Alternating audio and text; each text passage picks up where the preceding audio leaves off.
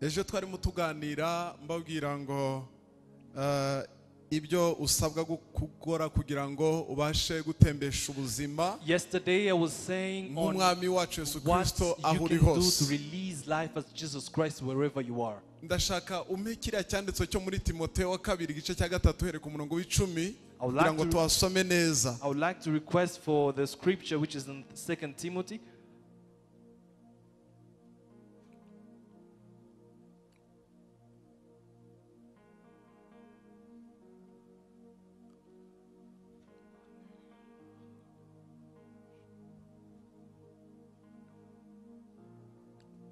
Timoteyo wa 2 gice cya 3 murongo w'10 uhereye kugeza ku 15 uhereye ku murongo w'10 kugeza ku 15. We'll start on the 10th verse till to the 15th one. Bibiliya iravuga ngo ariko wowe, the Bible says, you who however ho wakurikije neza inyigisho zanjye, know all about my teachings, n'ingeso zanjye, my way of life, n'imigambi no kwizera no kwiyumanganya, my purpose, faith, patience and love, n'urukundo no kwihangana. and love and endurance. Aya ni amagambo Paulo yabwiraga Timoteyo. These are words that Paul will Wowe telling Timothy. wakurikije He was saying, you who followed, neza inyigisho zanjye. you who followed well my teachings. Mwibuke Paulo abwira Timoteyo ngo uri umwana wanjye nibyariye mu by'umwuka cyangwa mu by'ubugingo. And remember what Paul told Timothy, that you are my son in spiritual. Bagendana igihe kinini, Paulo amwereka imbere n'inyuma he.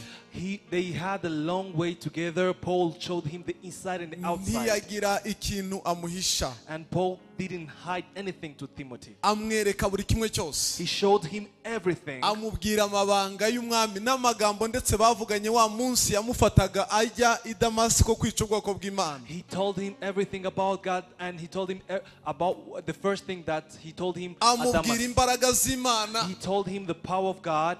Amubwira impamvu yo guhamagarwa kwabo. And he told him the purpose of the calling. Ashira no mu bikorwa gukora kw'Imana, kw'imbaraga z'Imana, arabibona Timoteyo ko bagendanaga. And Paul practiced the power of God, and Timothy saw that. Timoteyo amubera umwana mwiza. And Timothy was a good son to him. Mu muhamagara Imana yamuhamagaye. In the calling he's been called. Ndagira ngo mbabwire Imana ikiduhamagarira gutanga ubuzima. You know, I would like to tell you that God calls us to give life. Iduhamagara yaduteguriye umuntu tuza kwigiraho. And God puts in front of us a role model or someone who will teach us. Ndashima Imana y'umubyeyi wacu Apostle Joshua Masasu. I thank the God of our father Apostle Joshua Masasu. Kubera ko afite imvugo ivuga ngo nta cyagomba guhisha abana be. He has words that he used to say by he won't hide anything to his sons and daughters. Naho yasitaye. He didn't fall down. N'amafuti yakoze. And mistakes that he did. N'ikiza yabonye cyakugirira umumaro. And everything that he saw that were useful for you. Yiteguye kubitanga. He's ready to give all of that. Paulo rero niko yabikoze kuri Timoteyo. And that's how Paul did that to Timothy. Muri uyu muhamagara Imana iduhamagaye wo gutanga ubuzima. In this calling of giving life, aramubwira ngo wabonye byose ntacyo naguhishe. he tells him, you whoever you know n'ingeso zanjye. Mwibuke ejo narimo mvuga kubaho ubuzima budahisha bweruye buri transparent. You know, last night I said about transparent life. Kugira ngo so that abakumva, those who hear you, abakubona, those who see you, abazakubona, and those who will be seeing you, aho ugenda, wherever you'll be walking, bamenye uriwe batajijinganya. so that I can know who you are without having doubts. Muri Kigali, in this city Kigali, abantu benshi baratinya abakozi b'Imana. most of people are afraid of servants of God. Ndashima Imana kubwira itorero. I thank God for this church. Hano muri Kigali, here in Kigali, reka tureke kujya kure. Dadi arimo yigisha aravuga ngo simwebwe ni Bangladesh. Let's stop going fast. The father said that ndi kuvuga Bangladesh. I'm not talking about Bangladesh as that ndavuga Kigali. I'm talking about Kigali. Hari abantu benshi bayirimo. There are a lot of people who are in this city. Umubwira umukozi w'Imana akakubwira ngo vuga uvuye aho. When you start talking about servants of God, kuko hari abo yahuye nabo. Because they are servants of God he made. Hari abo yahuye nabo. They are servants of God they met with. Bambaye neza nk'intama. Who were calm like sheep. Bashizemo ya makora. They had those ties. bagenda bitonze They were walking slowly and gently. ariko bamara kubagera mu biganza And when they're in their hands, bagahinduka amasega they are like dogs or wolves. bakabarya And they eat them.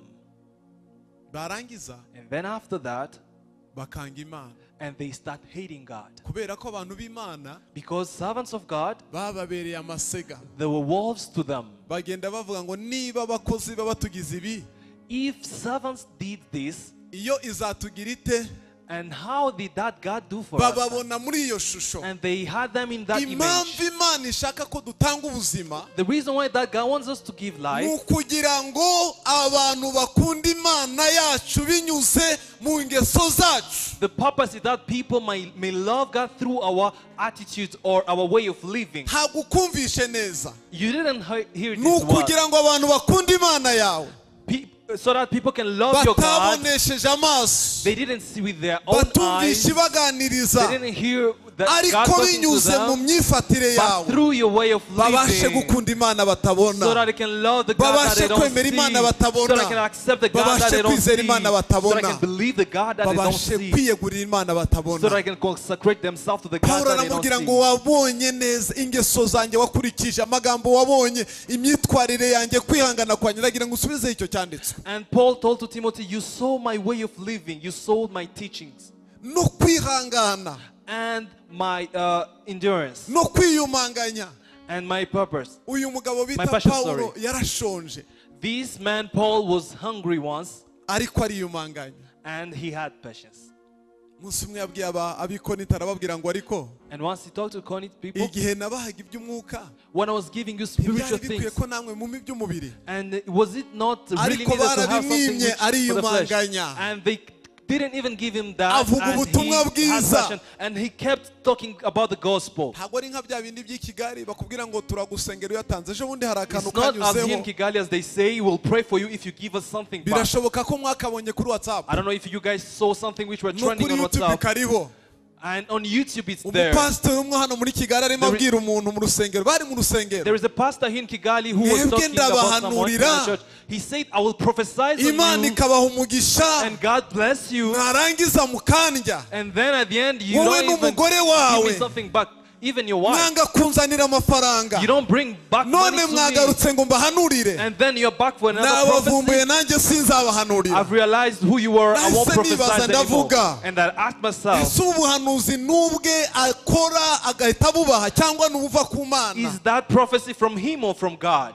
Imana idufashe May God really help us. Pawulo aramubwira ngo And Paul told wakurikije him, inyigisho zanjye You followed my teachings. amagambo yanjye n'ibikorwa byanjye byarasaga And my words and my attitudes were alike. mwibuke muri Remember, iki gice nuhera ku murongo wa mbere in this ukagera ku chapter, murongo w'icyenda on the first verse till the ninth niho one, yavuze abantu arabwira ngo abo mu minsi ya nyuma ni abantu bikunda ni abantu bibona ni abantu badakunda ababo ni abantu biyemera ni abantu ngo bafite ishusho yo kwera ariko bagahakana imbaraga zako and he was saying that on the last days you will see people loving themselves, being selfish, nubona umwanya hating uzasome others. kino gice Please, cyose if you have time, please read this bafite chapter. ishusho yo kwera ariko They are bagahakana imbaraga clean zako and they are declining muri their uyu own murwa no power. ku isi hose Not only here in hari Kigali, but in the whole abantu world. bifata nk'abatanga ubuzima There are people who act like people who gives life, nyamara but basenya ubuzima they destroy people's life. umurongo wa 11 Let's read on 11th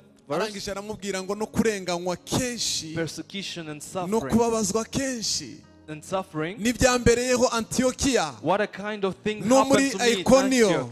Iconium. ni Lusitira n'ibyo Lustra. nihanganiye byose The persecution I endured. ndenganywa Yet the Lord, nyamara umwami wacu akabingiza byose yet the Lord rescued me from all mwumve of them. iri jambo nihanganiye byose And he said that he had passion for everything. He endured bene everything. data nshuti z'Imana Beloved in Jesus Christ, umuhamagaro wo gutanga ubuzima the calling of giving life, ntabwo ari ikintu cyoroshye it's not something which is niyo easy. mpamvu umubyeyi wacu atwigisha gupfa That's why our Father teaches us ukiri about death. muzima ntabwo wabishobora As long as you're still alive, you can't do that. Imana ikoresha abitabye And God used those who accept the calling. batitabye bajya rusororo Those who didn't just muri dare cya kinyarwanda tujya tuvuga in our buriya local nta language. kintu cyiza nko kwitaba Imana ukiri muzima You know, the good thing is accepting the calling when you're kuko still alive. n'abanga kuyitaba bazayitaba. And those who don't accept the calling, they will end by accepting that ndagira ngo calling. n'abadukurikiranye bari kure I would like also to talk to those who are following me birashoboka from kurimo far. wumva rino It jambo might be possible that you are following this Imana irimo word, iraguhamagara but God is calling you kugira ngo igukoreshe icyo so that yakuremeye. He can use you for His purpose. Kutayitaba kwawe So you not accepting the calling, ntibizatuma utayitaba. it doesn't mean that you will not accept that Uzayitaba. call. You will end up by accepting that calling. Uzayitaba. And you accept the Kandi calling uzayumvira and you will obey Him. utayumvira kuko izabiguhembera You will not obey Him because He ariko pays you ikubwira back, ngo ibyo wakoze birakwemerera kunyura ukahanyura nta discussion. because He will tell you what you did will allow you to pass here, and you will do it without even complaining. Pawulo Imana yahamagaye gutanga ubuzima And Paul was called to give life. yihanganira byose. He endured everything. Kubera iki? Why? Aha turi Here we are, aha turi here in this place we are. ntago haduha amahirwe. If we don't have that chance, Iyi si turimo this world we are in, ntago ikorohereza, it doesn't make things easy. ntikorohereza, It doesn't make things easy. ntago iguha amahirwe yo kugera ku byo ushaka mu buryo bukoroheye. This world will not allow you to achieve what you want easily. Niyo mpamvu kwiyegurira Imana That's- no kwitoza kwihanganira imibabaro ari ikintu Imana igushakaho. And that's why consecration and learning to endure every suffering, that's what God is expecting from us. Aravuga ngo nihanganiye byose ndenganywa.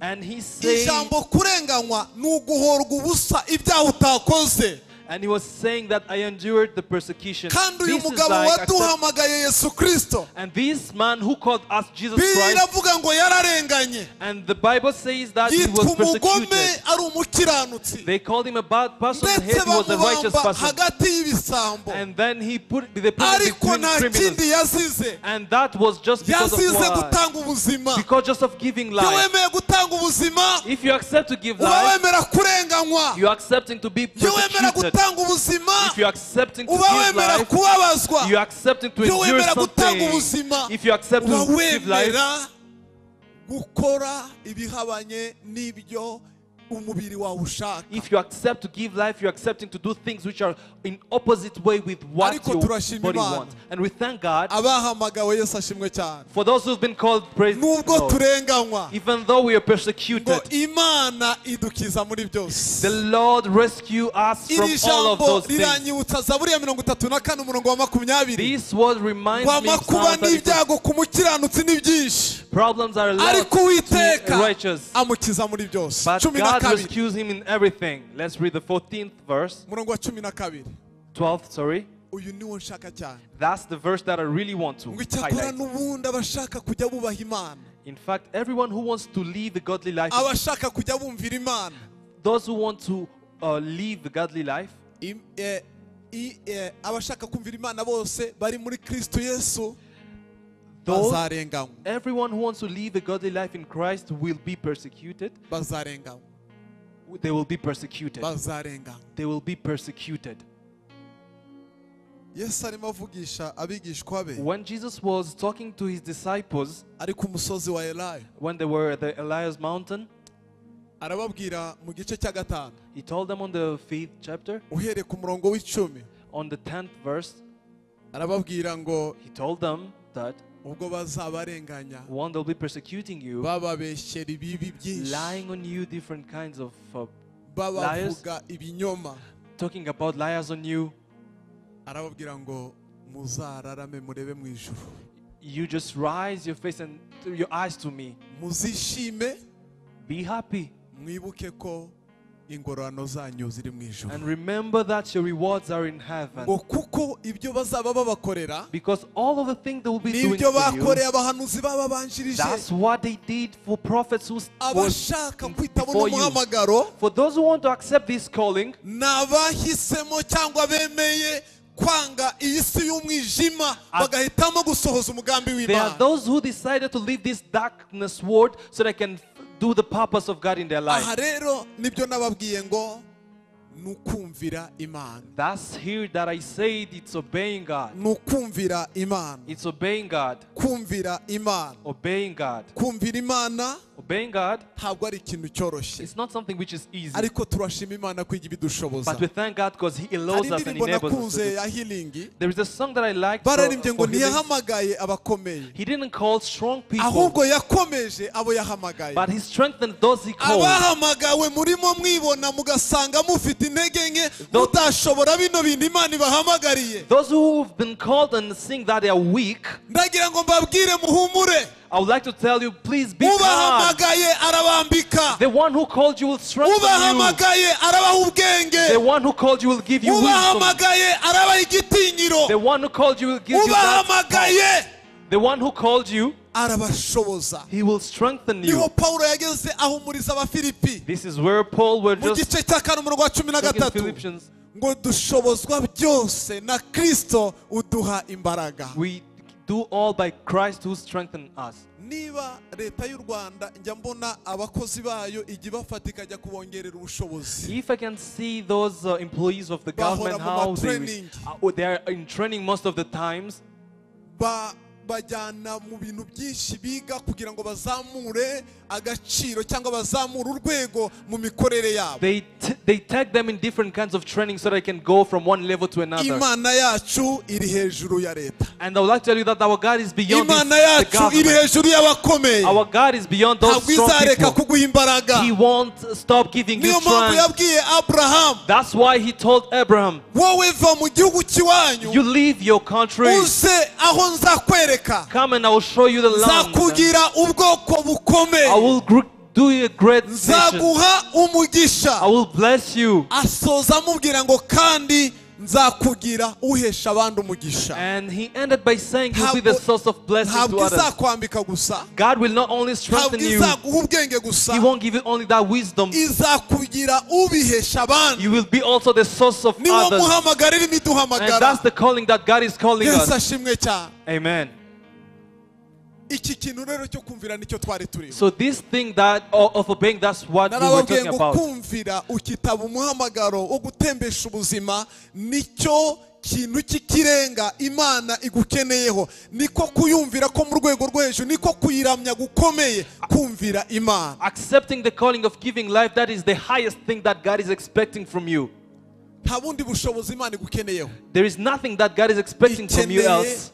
Kuyumvira gusa. He just expects from you Ibindi obedience. zabigukoresha. And other thing, He will use you with that. Kiriya gice cya 37 On the 37, Ezekiel. Ezekiel. Ezekiel hari ikindi yakoze gikomeye. Did Ezekiel did anything Imana else which yaramujyanye, was strange? And God took him imujyana mu kibaya, and He took him in the valley iramubwira. and He told him.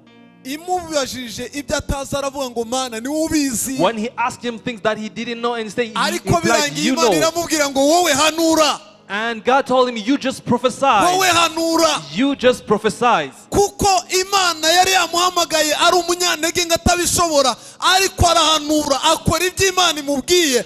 Arumvira abikoze Imana ikora imirimo n'ibitangaza. Because when he was called, he was weak, but through his obedience, he did what God wanted him to do, and that happened. Yumviye Imana. You know, when you obey God, Hari urwego ugeramo. there is a level or an next Hari step you reach. dimension ugeramo. There is a dimension where you reach it Kubera kwa kuyumvira. because of that obedience in you, Ikanezerwa. and He feels good for Yarangiza that. ikamanura ubwami bwayo bwose. And then He brings down His Ikabugushyiraho. kingdom, and He put His kingdom on Imana you. igatangira kugukoresha ibitangaza And God bikomeye. start using you for Wagera wonders ku and barwayi miracles. bagakira. When you reach to people, Wakera sick ku people they bakene heal. bagakira. Poor people they Wakera get ku well. basazi bagakira. For crazy people they start being Wakera ku cured. bihumyi zikabona. And people who don't see they start Noneho seeing. abantu bagatangira kuvuga ngo umuntu w'igitangaza. And people start saying that you do Ariko we mu wonders. mutima ukavuga ngo ntabwo ndi igitangaza. And you in your heart you Yabaye confess that bari it's not bazi you. ko nditiyo gusa. If they could know Ntabwo who I nzi am, amazi aho ava. they don't know the source Yewe of things. nditiyo ntabwo nzi amazi aho ava. I don't know where it comes Kuko from. nemeye gucomeka. But because I decided to connect myself, Imana igakora. and God start doing. Watambuka abantu bakagukomera amashyi. And when you're passing, people are clapping for you. Bakagusasira ibitenge, hari n'abajya babisasira. And there are those who lay down things for you. Wagera mu bihugu ukajya kurara mu mahoteli y'inyenyeri. And when you reach in different countries, you're now in 5-star hotels.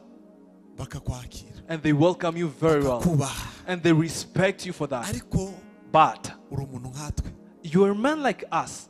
Icyo turusha What just you have which is beyond us, nuko wumviye Imana because you obeyed God ukitaba umuhamagaro. and you accepted that Nta calling. zindi mbaraga. There is nothing strange. Munsi Imana yamuhamagaye mbwira ngo njye gutangira umurimo.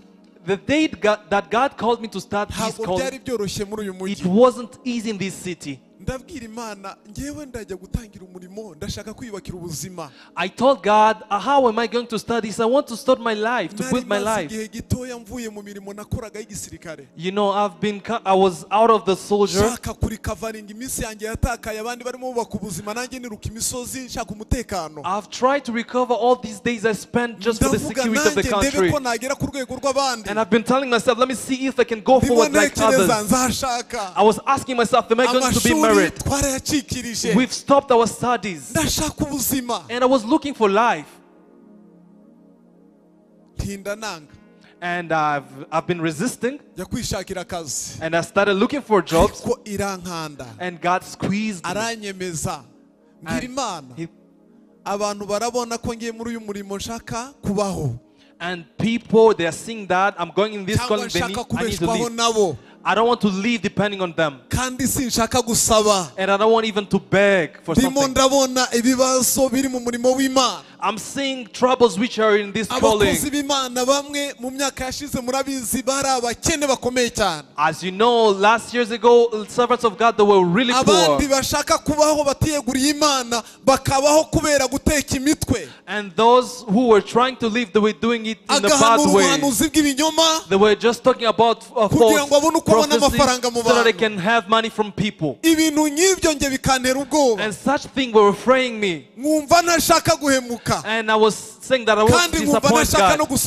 And I say that I won't even to be disrespected.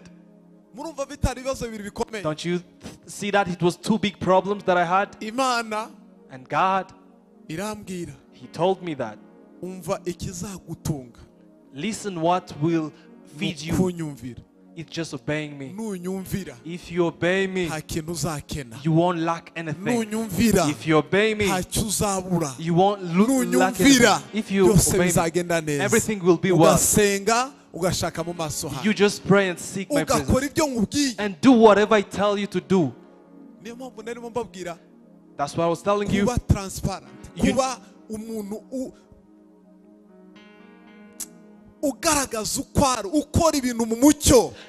That's what I was talking about, a transparent life, doing things clearly and openly. The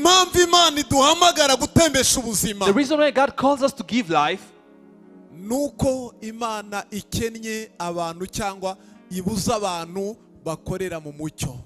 Because God is lacking people who walks in a transparent life or a clear life. Benshi barabwiriza. A lot of people preach.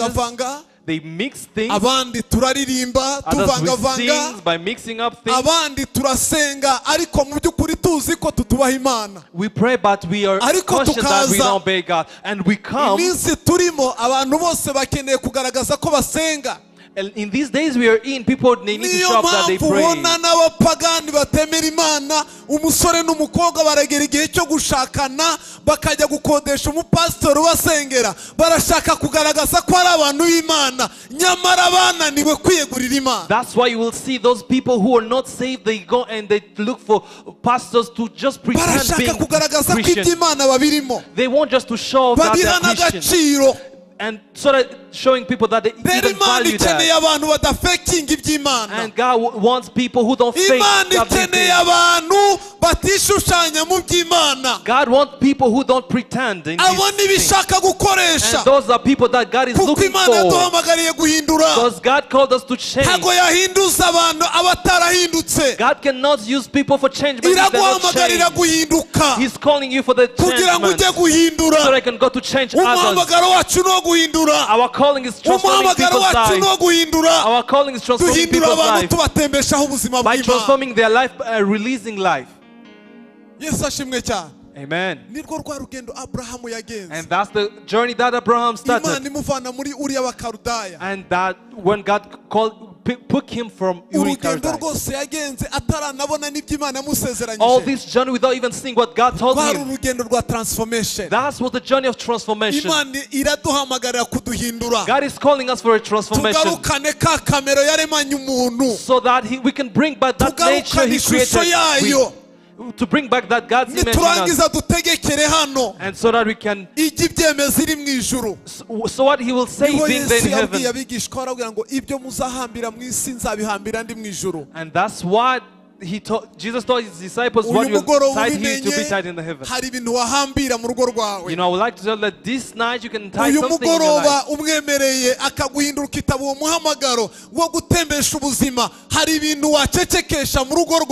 If you are able to accept this calling, there is things that you can calm in your home. Amen. Obeying God. This is what God really needs. It's something which is really important. Let's know. Let's learn how to obey and put in practice. There's something that I learned from dogs.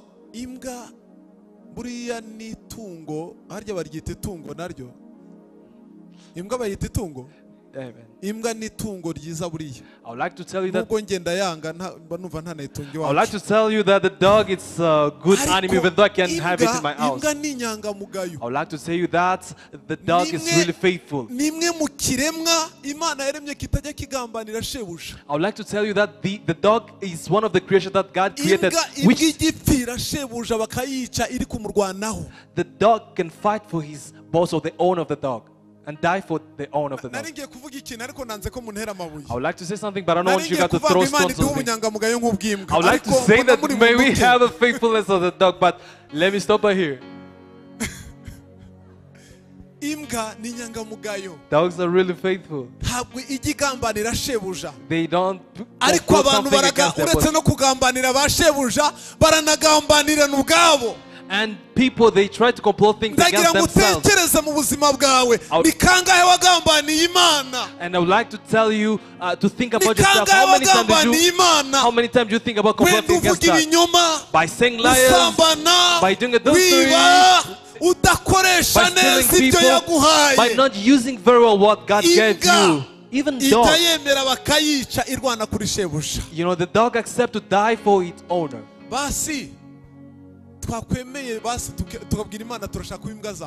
Can't we say that we want to be your dog, God?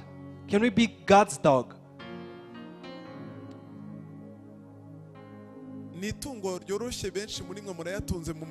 It's a simple animal that most of people you have here. Please, and see how it's awake at night, checking everything which is passing around. Everything which just knocks, the dog is aware of that thing. It's not something which is easy. Do you know why? It keeps being awake during the whole night. It's the value the dog gives you, the owner of the dog. It's the value you have in the front of the owner that the dog gave you. And the way the dog fears you.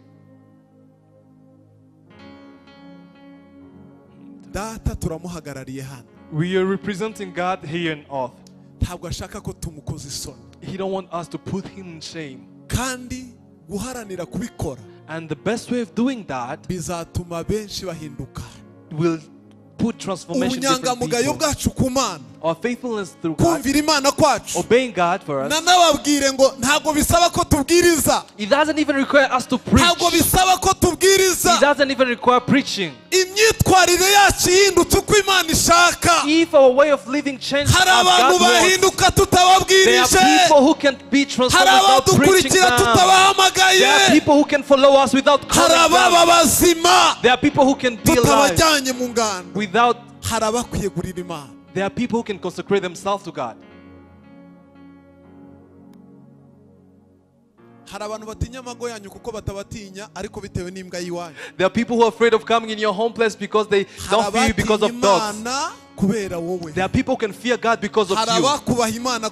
There are people who can respect God just because of you. Can I give you a simple example? abagabo babiri muri Bibiliya There are two people in the Bible. bishushanyaga They were pretending ko ari abantu b'Imana. that they were servants of God. Bageze ahari abadayimoni When they reached where there were demons, nabo bigira nk'imbwa z'inyangamugayo. and they tried to be as faithful dogs, Barangije baragenda ngo mw'abadayimoni mwe and they started talking to demons, turabategetse mugende and they started rebuking mu them izina rya Yesu. in the name of Jesus. Wa undi Pawulo ajya avuga The one that Paul says, abadayimoni barabareba and demons stares at babona them, n'ubugabo buri fake. and they saw they were fake people.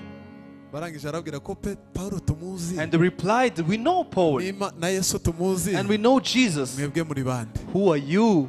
ko tubabona tukabona mwishyize mu myambaro itari yanyu. We're seeing you dressing a coat which is not yours.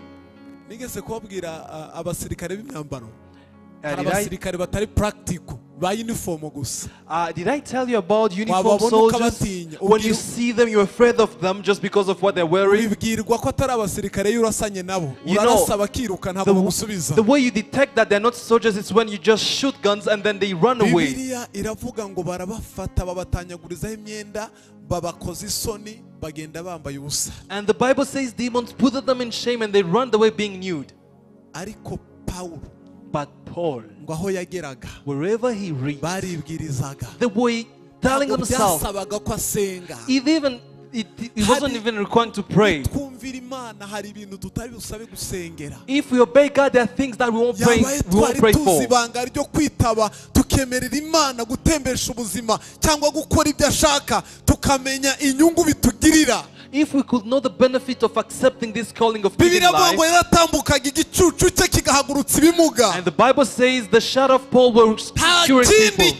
cyabiteraga There is nothing which were behind nuko God. yumviye Imana, Because he obeyed to God. yemeye kuva, He accepted to yemeye leave. gusiga, He accepted to yemeye leave. He gutandukana, accepted to separate aragenda himself. Imana imugira uwo ishaka. And God transformed Kubwo him into what kumvira he Imana wants.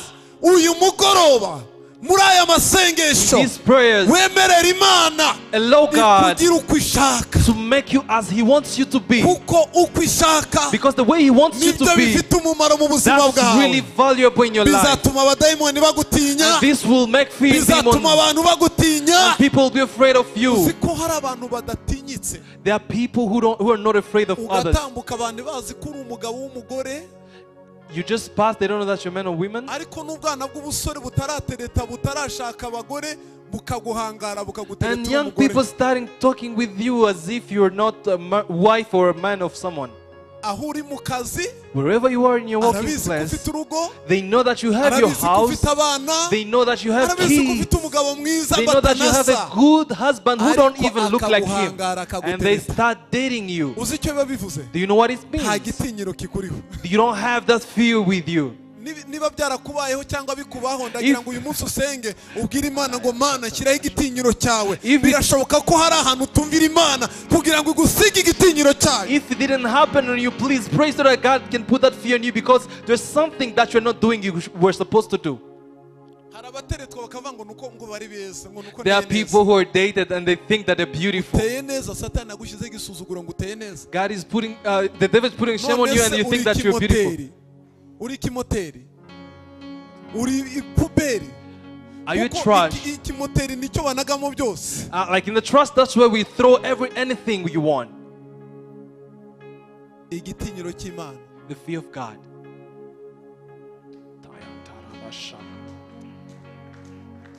Iyo twumviye Imana, When we obey God, ibyo irabikora. He really do that. Ni ugukora icyo Imana ishaka. You need to do what God wants you to Gukora do. uko Imana ishaka. To walk as God wants you to do. Kora ibintu uko Imana ishaka. Please Imana do things as iraduhamagarira God wants it. kuza gukora uko ishaka. God is calling us to do what He wants us to do. Yesu ashimwe cyane. Amen. Reka tumanuke Let's just ku cya move forward kabiri. on the second thing. Cya kabiri kugendera mu mucyo. Manuka hepfo. Let's move down. Nari musubiramo gusa kugira ngo tubyumve I will neza. just recapping so I can easily understand. Kugendera mu mucyo. It's walking in the light. Ikintu kindi Imana ishaka gukora kugira ngo ubashe gutembesha ubuzima The other ni thing that God is- ukugendera mu mucyo. The other Uyu thing- muntu agendera mu mucyo. The other thing that God is expecting from you is walking in light so that He can release life as He wants. Kugendera mu mucyo rero, walking in light bivuga kugendera mu kwera no gukiranuka. It's walking in a faithful life and a righteous life. Bibiliya ijambo ry'Imana, the Bible says muri Matayo 5, in Matthew 5, uhereye ku murongo wa 14 n'uwa 15. and if you start on the 15th to 17th, Matayo 5, 14 na 15. Matthew 5, 14 to 15. Bibiliya iratubwira ngo muri umucyo w'isi. The Bible says you are the light of the world. Umudugudu wubatswe ku mpinga y'umusozi. A town built on the hill ntubasha kwihishira. Icyo cyanditse nturakibona. Cannot be hidden. Arangije aravuga ngo ntawakongeza itabaza. Neither do people light a lamp gerekeho intonga and put it on the bowl.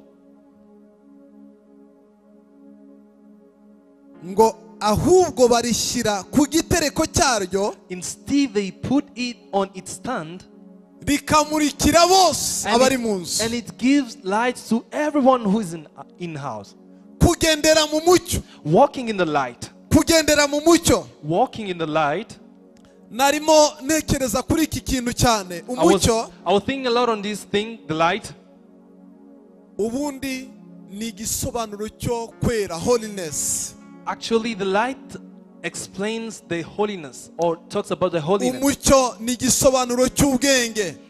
The light is an explanation of wisdom. Umucyo ni igisobanuro cyo kumenya. And the light explains also knowledge. Imana irashaka ko uba umuntu wujuje ubwenge, ufite ubumenyi bwose, ufite imbaraga zose zo gutahura buri kintu cyose gikoreka mu isi y'umwuka. God wants you to be full of knowledge, skills and the power so that you can easily understand anything which is in this world. Aha rero abwira abigishwa be Yesu ngo muri umucyo w'isi. And here Jesus was telling his disciples, you are the light of the world. Mu yandi magambo nimwe mufite icyerekezo cyayo. And the other word he was saying, you have the direction of this world. Ababyeyi bari hano. You know, parents who are here in house. Benshi bararira bababajwe nuko babyaye abana barimo babapfira ubusa. Most of parents are crying because their children are being distracted easily. Kubera ko isaho ibajyana ibereka ko ari byo bigezweho, mu maso yacu turabona ko abana bari gupfa ariko bo bazi ko ari byo bigezweho. Because the world is driving them into trending things, but they think they are living, but we as parents Imana iduhamagara gutanga ubuzima. Irashaka ngo tumurikire abantu ibitekerezo byabo bigaruke ku gihe bamenye ubuzima nyabwo. God wants us to light for people so they can bring their thoughts on a normal state so they can walk in God. And this is where this singer sang. Naona maisha ni yenye maana ni kumtumikia Mwokozi, kuishi ni Kristo na kufa faida kwa kila Mkristo wa kweli.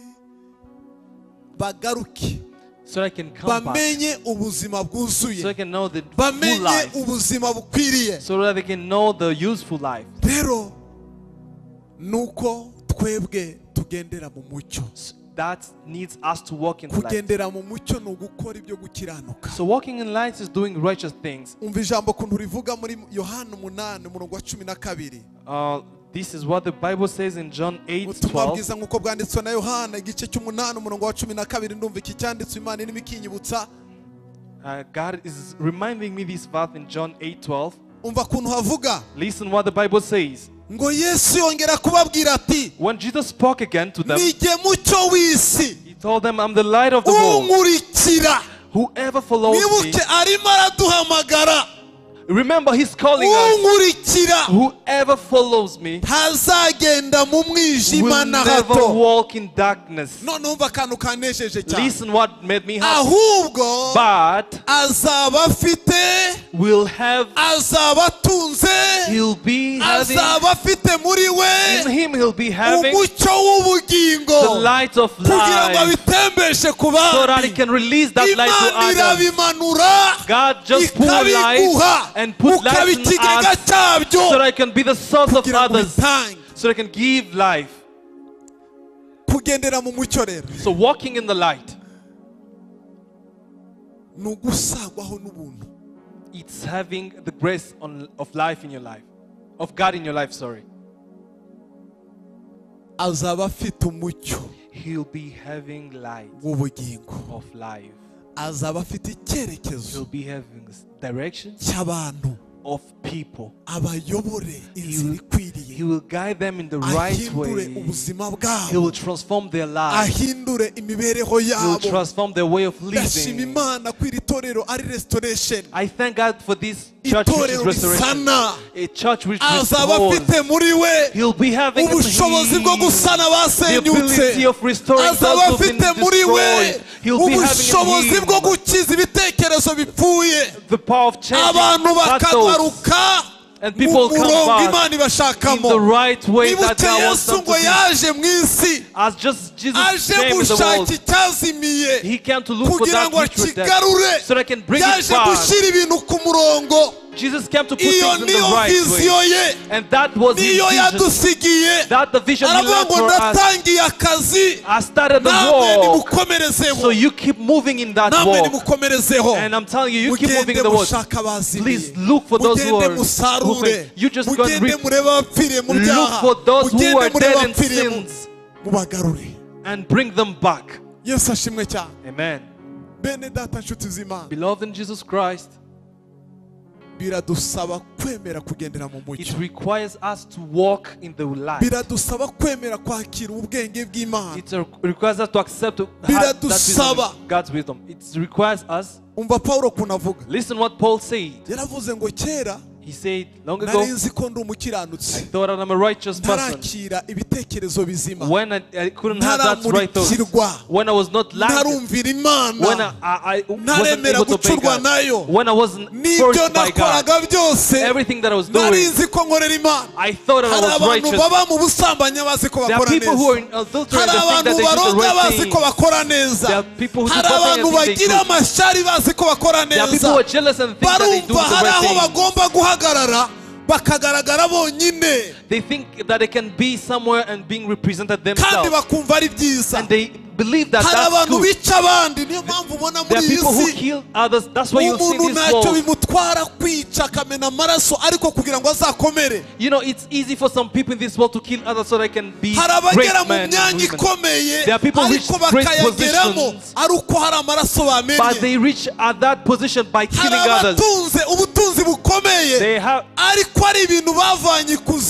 There are people who have wealthy things that they took from the darkness, so that people can say they have great names. They haven't yet received that knowledge from God. God is calling us for a clear knowledge of God. And that's what He told Abraham. Leave. Come from that. I will do you a great nation. You know, being great is not about having money. It's just because you have God's blessing on you. The blessing of God has a full life in itself. And that's what God is calling us for. Having that ability of being where we are very well, and having that ability of living in the eternal life and living very well. May God support us. May God help us. May God do good things for us. Amen. And He told His disciples, He told them, I'm the light of the world. They've been walking together for 3 years and a half. It was a journey of restoring them. You know that we're in the darkness world. We are in the world full of darkness. And those who don't have that light, they just fall easily. It's your benefit to accept to be empowered by this power. It's a blessing to be forged by God so that you can be transformed. Abikorinto ba mbere 15:45 utwereka ngo uburyo Adamu wa mbere yari ubugingo. And the first Corinthians 15 talks about the first Adam, which was just a living soul. The second Adam was a spirit which gives life. And now they are talking about the light of life. Muri bwa buzima tumenyereye adushira mu buzima bw'ubumana, mu buzima bw'ubumana adushira mu buzima bw'ubumana. He's putting us in God's life. Ubuzima butanyeganyezwa, a life which is unshakable, ubuzima butavogerwa, a life which cannot be ubuzima budasuzugurwa, ubuzima. He's calling us for a life which is not disrespectful. Those who are in God, Jesus Christ are not disrespected. Nothing can touch them. Nothing can just come and those who are in Christ, they're having that ability of living even after death. The Bible says those who are in Him, they walk with strength. We don't go back. Please walk. Please seek to walk in this life. Please, this evening, allow God to light your life. And the singer song that uses light words, God is calling us to light where we can see. Beloved in Jesus Christ, there are times that you think that you're beautiful or handsome, and you're ready to defend your nature, and you think that's a good attitude, and you say this is how we live in our family. But Jesus wants to light you so that He can remove all those thoughts you have in you. Your nation, ubwega bw'iwanyu, ubusinga bw'iwanyu, ibyo byose murabizi kandi ibyo bintu byose mvuze, I know that you know them very well. Bifite imigozi bikurikira. There are chains which comes after all those names. Yesterday I've just said it and you laughed. There are people who say that our girls loves a lot of loud men. They are not loved by one man. And others say, we like meat, we have a spirit of loving meat. When we think about meat, we don't have peace with us. And then when Jesus lights and you see that things are useless, and God breaks down all those things, and you will be saying, I'm satisfied with being with Jesus. And you start singing now. I'm no longer a slave to fear. I am a child of God. Can you sing for us, please? Amen. And Jesus lights for you. And He gives you the wisdom of just separating. And God gives you wisdom of knowing who you walk with. And He gives you wisdom of doing the right thing. And that's what He told Abraham. And He told him, I want to make you, I want to forge you. I want to make you the light that flows life. I want to make you a light that flows life. Beloved in Christ, as we are concluding this service, I would like to tell you something. God created us. There are things that He wants to destroy first in us. There are things that He wants to break down in us. hari ibintu ishaka gusenya muri There are twebwe, things that He wants to break in us. ariko irashaka twemere uko turi. But He wants us to Tureke accept as we kwihagararaho no are. kwirarira. Let's stop being pride Tureke persons. kwigira abantu b'abanobo kandi turi abafeki. Let's stop doing ourselves nobles, but yet we are fake Uzi people. umuntu ukiyoberanya bakanakubaha ariko wowe uzi kuri inyema. Do you know how people respect you, and you know that you're a weak person? Inyema ntago muyizi. You don't know about Nyemba? Ukagenda uri akajangwe ariko abantu bakabona uri muzima nawe bakabivuga ukabyemera ariko wowe uzi ububi ukenyereyeho. Oh, thank you. Imbere uri ubushwambagara. Inside you're dead, and you think that. Iby'Abanyarwanda turabizi. And we Rwandans, we know that. Hari igihe turara turira mu gitondo tukirirwa duseka tukereka abantu ko nta bibazo tugira. Sometimes we pass nights by crying, in the morning we wake up by smiling. And we pretend by being good. Imana irimo iraduhamagara. And God is calling us. Iratuvana muri ubwo buzima. God is taking us from that life of pretending. kutugira abantu batembesha ubuzima. God wants us to be those people who make flawless life. And we can't give life that we don't have. He wants first to give us that life. He wants to give us that life first of all. And He reserved that life for people who obeyed Him. He reserved it for faithful persons. So what is it being faithful? It's telling the boss your boss the truth. And it's when the boss asks you to do something and you do it as you will. And he trusts you. And he trusts you. Because you're a person who walks in light. You hide anything. He trusts you. And once Jesus told His disciples, He told them, you're no longer visitors. I'm no longer calling you friends. You're my brothers. That's why everything from the kingdom, I won't hide it anymore. He revealed them everything. And after receiving everything, they was not afraid. Do you know why you're afraid? Because the secrets of the kingdom that you don't know. Do you know why you're afraid of demons? Because there are a lot of secrets that you don't know from the kingdom. Do you know why you're afraid of life? Because the secret of the kingdom you don't know. But this evening, God wants to reveal you those secrets of the kingdom. The secret of the kingdom. And after Peter, after knowing those secrets, and you remember he denied Jesus. But after receiving those secrets, he was already transformed. He was no longer afraid of anything. And demons obeyed him. Even disease obeyed him. Even poverty obeyed him. I'm praying God tonight. Peter didn't do fundraising, but people were going to sell their clothes. There's a morning where God was coming. People were going through the Holy Spirit. People were just pulling down walls because God talked to them. You won't tell them to sell their house. Those who have two cars will sell one car. Those who have two houses will sell one house. Because they want that he has to satisfy.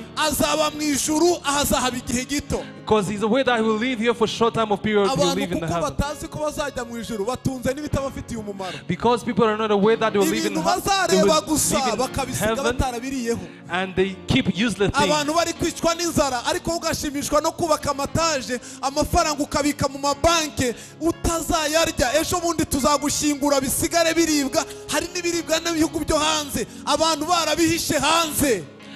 You're building houses, but people are dying because of lacking food, and you will die and leave that.